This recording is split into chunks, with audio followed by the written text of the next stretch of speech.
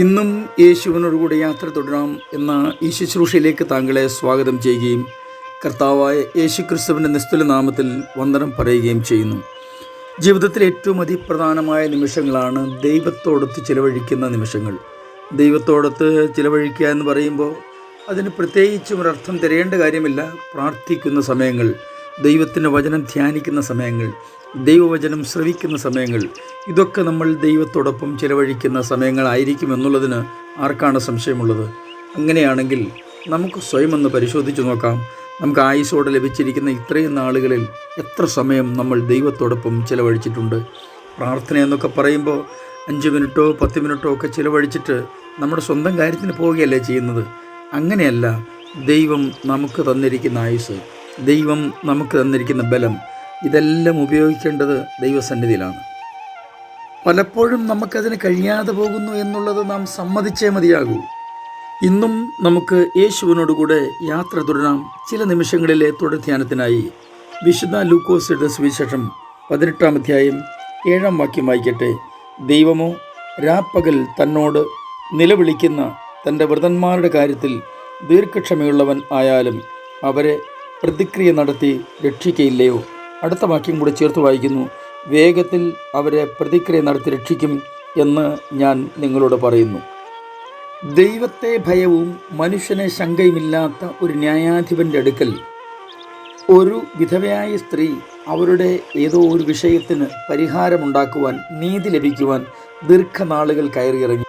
എന്നാൽ അവൾക്ക് മറുപടി ലഭിച്ചില്ല എന്ന് മാത്രമല്ല, അവൾ ഒരു കാരണവശാലും ഇനി മറുപടി ലഭിക്കുന്നത് വരെ ഇവിടെ വരുന്നത്, ന്യായാധിപൻ്റെ അടുക്കൽ സങ്കടം ബോധിപ്പിക്കുന്നത് നിർത്തുകയില്ല എന്ന് തീരുമാനിച്ചു.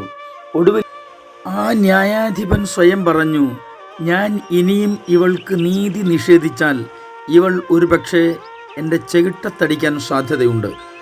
തുടർന്ന് കർത്താവ് പറയുന്നത്, അനീതിയുള്ള ന്യായാധിപൻ ഇങ്ങനെ ചെയ്തുവെങ്കിൽ തന്നോട് നിലവിളിക്കുന്ന വൃതന്മാരോട് ദൈവം അനീതി കാണിക്കുമോ? ആ അർത്ഥത്തിലാണ് ആ വാക്യം എഴുതിയിരിക്കുന്നത്. സുഖദുഃഖ സമ്മിശ്രമായ ഈ മനുഷ്യ ജീവിതത്തിൽ പ്രാർത്ഥനയുടെ പ്രസക്തിയും അതിൻ്റെ ശക്തിയും ഗ്രഹിക്കാൻ സാധിച്ചാൽ തീർച്ചയായും അത് നമുക്ക് അനുഗ്രഹമായിരിക്കും എന്നുള്ളത് രണ്ടു പക്ഷമില്ലാത്ത കാര്യമാണ്. ഇന്നത്തെ തിരക്കേറിയ ജീവിതാനുഭവങ്ങളിൽ പ്രാർത്ഥിക്കാൻ മറന്നുപോവുക എന്നത് ഒരുപക്ഷെ സ്വാഭാവികമായി തീർന്നിരിക്കുകയാണ്. വാസ്തവത്തിൽ പ്രാർത്ഥനയിലൂടെ നമ്മൾ ചെയ്യുന്നത് ദൈവത്തിൻ്റെ സർവശക്തി അംഗീകരിച്ചുകൊണ്ട് നമ്മുടെ കഴിവില്ലായ്മ ഏറ്റുപറയുകയാണ് ചെയ്യുന്നത്. അങ്ങനെ ദൈവത്തോട് സ്വയം ഏറ്റുപറയുന്ന ഏതെങ്കിലും ഒരാളോട് ദൈവം നോ പറയും എന്ന് നിങ്ങൾ വിചാരിക്കുന്നുണ്ടോ? ഇല്ലെന്നേ. കരുണാസമ്പന്നനായ ദൈവം, മനസ്സനിവുള്ള കർത്താവ് ഒരിക്കലും അങ്ങനെ ചെയ്യുകയില്ല എന്നത് നമ്മുടെ ഉറപ്പായിരിക്കണം. പ്രാർത്ഥിക്കുമ്പോൾ ആ വ്യക്തി ദൈവവുമായുള്ള ദൃഢബന്ധം ഒന്നുകൂടി ഉറപ്പിക്കുകയാണ് ചെയ്യുന്നത്. ദൈവത്തിന് ഏതു കാലത്തും അത് തന്നെയാണ് ഇഷ്ടം. എന്നാൽ നാം സ്വയത്തിൽ ആശ്രയിച്ചാൽ ആത്മാർത്ഥമായിട്ട് നമുക്ക് പ്രാർത്ഥിക്കാൻ കഴിയില്ല. ഒരു വിശ്വാസിയെ സംബന്ധിച്ചിടത്തോളം പ്രാർത്ഥന എന്നത് ജീവശ്വാസത്തിന് തുല്യമാണ്. ചില ആളുകൾ പറഞ്ഞേക്കാം ജോലി തിരക്ക് മൂലം പ്രാർത്ഥിക്കാൻ കഴിഞ്ഞില്ല എന്ന്. എന്നാൽ അവരോട് ഞാൻ ചോദിക്കട്ടെ, ജോലി തിരക്ക് കാരണം നിങ്ങൾക്ക് ശ്വസിക്കാൻ കഴിഞ്ഞില്ല എന്ന് പറയുമോ? കൃത്യസമയത്ത് കഴിക്കേണ്ട മരുന്നുകൾ കഴിക്കാൻ കഴിഞ്ഞില്ല എന്ന് പറയുമോ? ആഹാരം ഉപേക്ഷിക്കാൻ കഴിഞ്ഞു എന്ന് പറയുമോ? ഒരിക്കലുമില്ല. ഇതൊക്കെ നമ്മുടെ ദിനചര്യയുടെ ഭാഗം പോലെ നമ്മൾ ചെയ്തുകൊണ്ടിരിക്കുന്ന കാര്യമാണ്.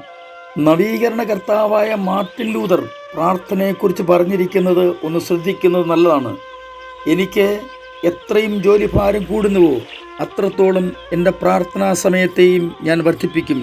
കാരണം പ്രാർത്ഥിക്കാത്ത ദിവസം എനിക്ക് തോൽവി സംഭവിക്കുന്ന ദിവസമായിരിക്കും. ഓർക്കൂ പ്രിയപ്പെട്ടവരെ, അധിക ജോലിയിൽ ഏർപ്പെട്ട് പരാജയവും ദുഃഖവും കൈവരിക്കുന്നതിനേക്കാൾ എത്രയോ നല്ലതാണ് പ്രാർത്ഥനയ്ക്ക് ശേഷമുള്ള ജയം നേടുക എന്നുള്ളത്. അപ്പോസ്തലനായ പൗലോസ് പറയുന്നത് ഇടവിടാതെ പ്രാർത്ഥിപ്പിനെന്നല്ലേ? അതിൻ്റെ അർത്ഥം ഒരു മനുഷ്യൻ 24 മണിക്കൂറും പ്രാർത്ഥിച്ചുകൊണ്ടിരിക്കണമെന്നല്ല. പ്രാർത്ഥിക്കാൻ സന്നദ്ധമായ ഒരു മാനസികാവസ്ഥ നാം ഉണ്ടാക്കിയെടുക്കുക എന്നുള്ളതാണ് അവിടെ അർത്ഥമാക്കുന്നത്. ലോകത്തിൽ ആരോട് നമ്മുടെ കാര്യം പറഞ്ഞാലും എല്ലാവർക്കും നമ്മുടെ കാര്യം അതുപോലെ മനസ്സിലാവുകയില്ല. എന്നാൽ നമ്മുടെ ദീർഘനിശ്വാസം പോലും അതുപോലെ ഒപ്പിയെടുത്ത് മനസ്സിലാക്കാൻ കഴിയുന്ന സർവശക്തനായ ദൈവത്തോട് പ്രാർത്ഥിക്കുന്നതിൽ ഒട്ടും അമാന്തിക്കേണ്ട കാര്യമില്ല. പ്രാർത്ഥനയ്ക്ക് നിശ്ചയമായും കർത്താവ് മറുപടി നൽകുക തന്നെ ചെയ്യും. ഞാൻ നിങ്ങൾക്ക് വേണ്ടി പ്രാർത്ഥിക്കുന്നു. സ്വർഗീയ പിതാവേ, എൻ്റെ എല്ലാ പ്രിയപ്പെട്ടവരെയും അങ്ങയുടെ കരങ്ങളിലേക്ക് ഏൽപ്പിച്ച് അനുഗ്രഹിച്ച് പ്രാർത്ഥിക്കുന്നു.